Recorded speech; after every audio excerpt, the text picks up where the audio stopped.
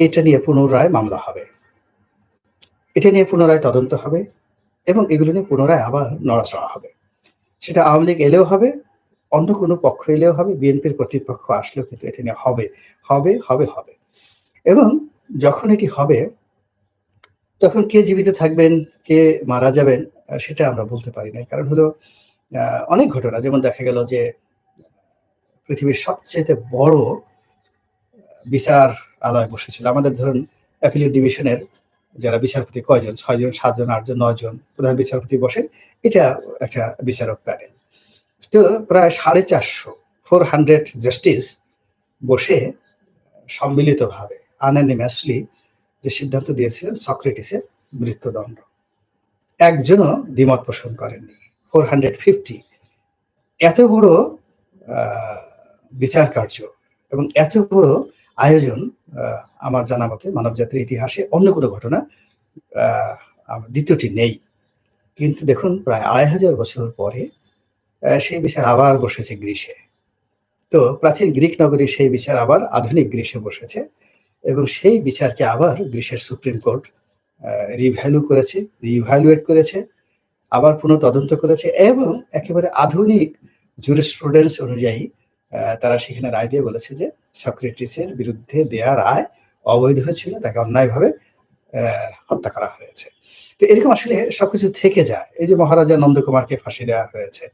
এটি নিয়ে কত কিছু হয়েছে, কত কিছু হয়েছে। প্রিভি কাউন্সিল পর্যন্ত গিয়েছে। তো এখন মানে এই পৃথিবীর নরমাল নিয়ম হলো যে আপনি একজনকে আঘাত করবেন, তার প্রতিঘাত আসবেই। Today or tomorrow. এবং এই প্রতিঘাত কখনো, কখনো এতটা নির্মমভাবে আসে, এতটা বাস্তবভাবে আসে যেটি আমরা কল্পনাও করতে পারি না। কল্পনাও করতে পারি না। তো এখন এই যে গ্রেনেড হামলা নিয়ে একটা সময় যারা খুব হতাশ ছিলেন, আবার এখন যারা হতাশ হচ্ছেন, একটা সময় যারা আনন্দিত ছিলেন, এখন যারা আনন্দিত হচ্ছে সবই প্রকৃতির লীলা খেলা। প্রচণ্ড প্রকৃতির লীলা খেলা। এবং এই লীলা খেলা বেশিদিন থাকবে না। বেশিদিন থাকবে না। আবার নতুন করে আ শুরু হবে সবকিছু। এটা ১। ২ নম্বর হলো যে এই ঘটনাটি যেভাবে ঘটেছে, যেভাবে বিচার কার্য চলেছে, এটি আমাদের পুরো সিস্টেমের ক্ষেত্রে আমরা যে এখনো সভ্যতার জায়গাতে পৌঁছাতে পারিনি, আমরা যে কোনো একটা জিনিস নিজেরা পরিচালনা করতে পারি না, আমরা যেমন একটি বিচার কার্য, একটি তদন্ত, এরকম একটা নির্মম নৃশংস ঘটনাকে সম্মিলিতভাবে ঐক্যমত্যের ভিত্তিতে আমরা এই জিনিসটিকে ঘৃণা জানাতে পারিনি। আবার এই জিনিসটিকে আমরা যাকে বলা হয় বিচারের কাঠগড়ায় দাঁড়া করাতে পারিনি। আ এটি নিয়ে আওয়ামী লীগ যেভাবে বলেছে বিএনপিকে ঢালাওভাবে দায়ী করেছে, তারেক রহমান সাহেবকে দায়ী করেছে। আবার বিএনপি যেভাবে বলেছে যে ভ্যানিটি ব্যাগে করে শেখ হাসিনা সেই গ্রেনেড হামলা ঘটানো হয়েছে আওয়ামী লীগের পক্ষ থেকে এবং ভ্যানিটি ব্যাগের মধ্যে তার সুইচ ছিল এবং তিনি সেই সুইচ টিপে গ্রেনেডের বিস্ফোরণ ঘটিয়েছেন মূলত বিএনপিকে বেকায়দায় ফেলার জন্য। আবার অনেকে আরো মানে এটা পার্লামেন্টেও এর সাথে বাজে আলোচনা হয়েছে।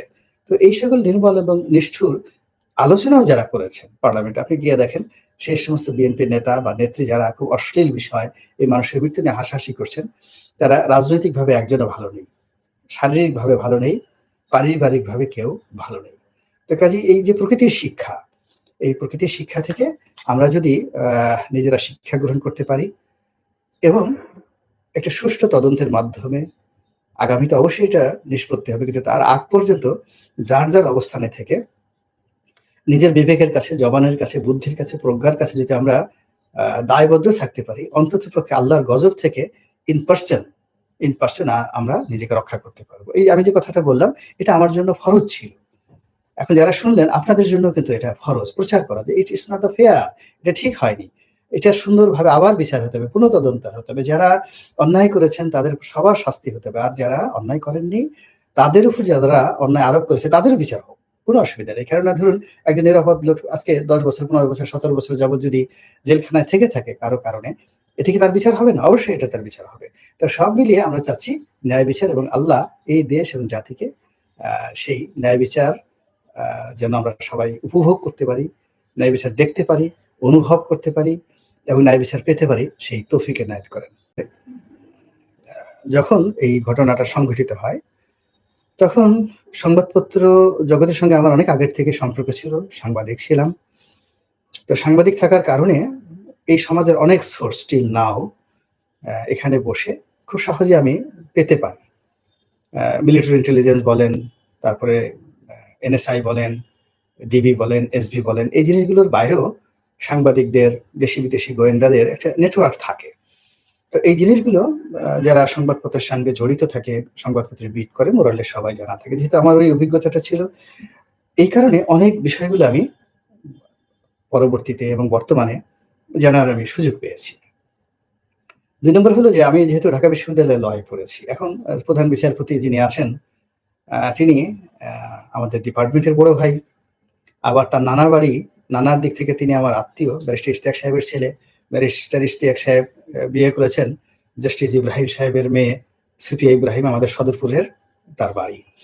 তো সেই সুবাদে এই সুপ্রিম কোর্টের প্রধান বিচারপতি আগেও যারা ছিলেন, এখন যারা আছেন, তারপরে অন্যান্য বিচারপতি যারা আছেন, প্র্যাকটিসিং লয়ার যারা আছেন, সবই বেশিরভাগই আমাদের ঢাকা বিশ্ববিদ্যালয়ের ল ডিপার্টমেন্টের। তো সেই সুবাদে নিম্ন আদালতে, উচ্চ আদালতে যা হয়, এটারও একটা জানার একটা সুযোগ আমার সবসময় থাকে। এরপরে যেহেতু রাজনীতির সঙ্গে জড়িত আছি, আওয়ামী লীগের রাজনীতিতে ছিলাম, এখন বিএনপিতে আছি। তো বুঝতেই পারেন যে দুটো মেজর দলের সঙ্গে সম্পর্ক এবং একই সঙ্গে পার্লামেন্টে থাকার কারণে বিএনপি, জামাত, জাতীয় পার্টি এদের যত শীর্ষ নেতা আছেন এক টপ টু লো সবার সঙ্গে ঘরোয়া পরিবেশে অন্তরঙ্গভাবে বসার, বোঝার সুযোগ হয়েছে। এর ফলে রাজনীতির যে শতরঞ্জ, রাজনীতির যে দাবা, এই দাবার যে চাল, এই চালগুলো মোরাললেস কিছুটা আমার ক্ষুদ্র বুদ্ধি, এটা তো মানে যে যার মতো করে বুঝে, কিন্তু আমার যতটুকু ক্ষুদ্র বুদ্ধি আছে সেই বুদ্ধি অনুযায়ী আমি সেটা বোঝার চেষ্টা করেছি। এখানে মূলত ২১শে আগস্টের যে গ্রেনেড হামলা, এই হামলাটা কেন হলো?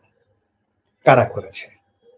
আমি এটা নিয়ে কোনো অভিযোগ করতে চাই না। শুধুমাত্র যেটা বলতে চাই, যারা করেছেন তাদের মতো অথর্ব, তাদের মতো মানে অধৈর্য, চরিত্রহীন এবং যাকে বলা হয় অবিবেচক মানুষ এই বাংলাদেশে খুব কম জন্ম নিয়েছে। এর কারণ হলো, এটা একে তো এরকম একটা ঘটনা যেটি আল্লাহর আরশ পর্যন্ত কেঁপে উঠেছে।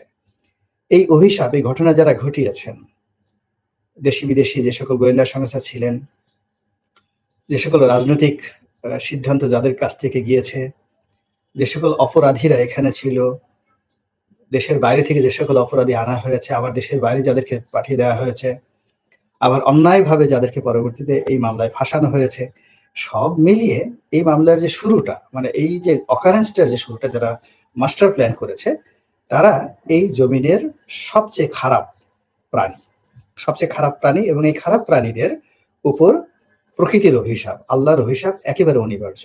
কিয়ামত পর্যন্ত তারা এবং তাদের পরিবার এই 18টি জলযান্ত্র মৃত্যু এবং অসংখ্য মানুষের আহত হওয়ার যে হাজারি, এই অভিশাপ থেকে তারা কখনো মুক্তি পাবে না। তাদের হাত, তাদের পা, তাদের মন, মস্তিষ্ক, তাদের পরিবার, ঘর, সংসার সবকিছু যে যেখানে আছে তারা তছনছ হয়ে গেছে।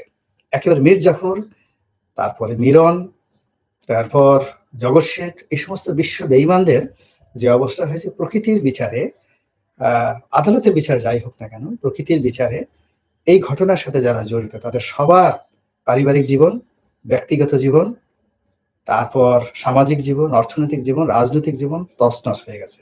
এটা আপনি যারা জানেন তারা খুব ভালো করে জানেন, আর যারা জানেন না তারা একটু খোঁজ খবর নিয়ে দেখেন। দ্বিতীয় ঘটনা হলো যে প্রকৃতির বিচারের পরে দুনিয়ার বিচারও তারা পেয়ে গেছে। দৃশ্যভাবে তারা বিচার হয়ে গেছে, অনেকের বিচার হয়ে গেছে, দুর্বিষহ, বীভৎস। সেই যে তাদের যে সামাজিক রিগ্রেট, পারিবারিক রিগ্রেট, তারপরে অর্থনৈতিক দুরবস্থা, সব মিলিয়ে এখানে যারা সম্পৃক্ত, একটা লোকও এই দুনিয়ার বিচার থেকে রেহাই পায়নি। ৩ নম্বর হলো, আগামীতে এই ঘটনা তাদেরকে আরো, মানে যতদিন যারা জীবিত আছে তাদেরকে যে যেখানেই থাকুক না কেন তাদেরকে ভোগাতে থাকবে।